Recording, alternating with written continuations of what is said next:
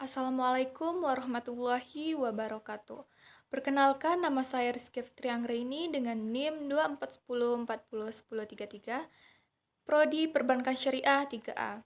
Tujuan pembuatan video ini untuk memenuhi tugas mata kuliah studi kelayakan bisnis dengan dosen pengampu Bapak Ferdinal MM.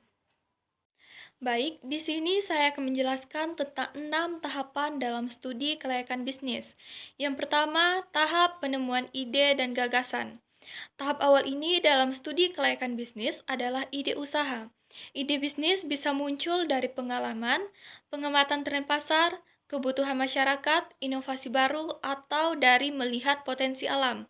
Contohnya di Kerinci, banyak hasil perkebunan seperti kopi, teh, dan kayu manis. Dari sini bisa muncul ide membuka usaha seperti pengolahan kopi Kerinci jadi produk kemasan atau membuat minuman herbal berbahan kayu manis. Kedua, tahap penelitian dan analisis pendahuluan. Setelah ada ide, analisis ini biasanya mencangkup gambaran umum tentang pasar, pesaing, kebutuhan konsumen, serta tren industri.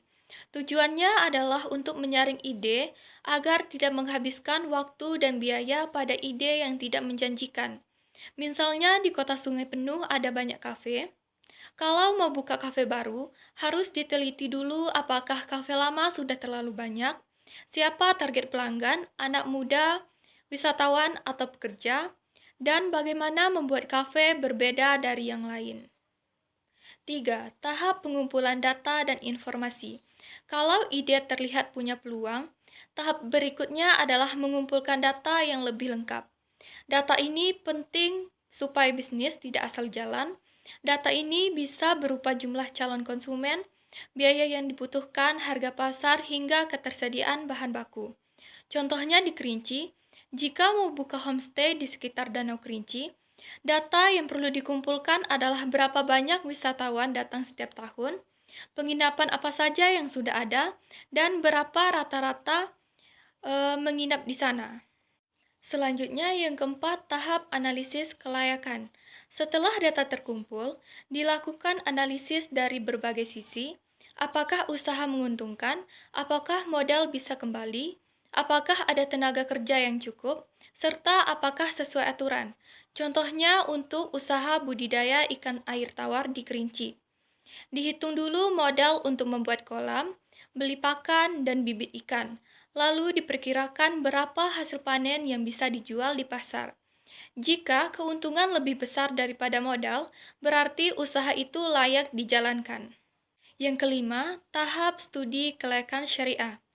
Tahapan ini khusus jika bisnis ingin berjalan sesuai prinsip Islam. Caranya memastikan usaha tidak mengandung riba, penipuan, atau barang haram. Contohnya, kalau ada koperasi simpan pinjam di Sungai Penuh, maka sistem yang dipakai bukan bunga, tapi akad syariah seperti bagi hasil atau jual beli yang jelas. Selanjutnya, yang keenam, tahap penyusunan laporan dan rekomendasi.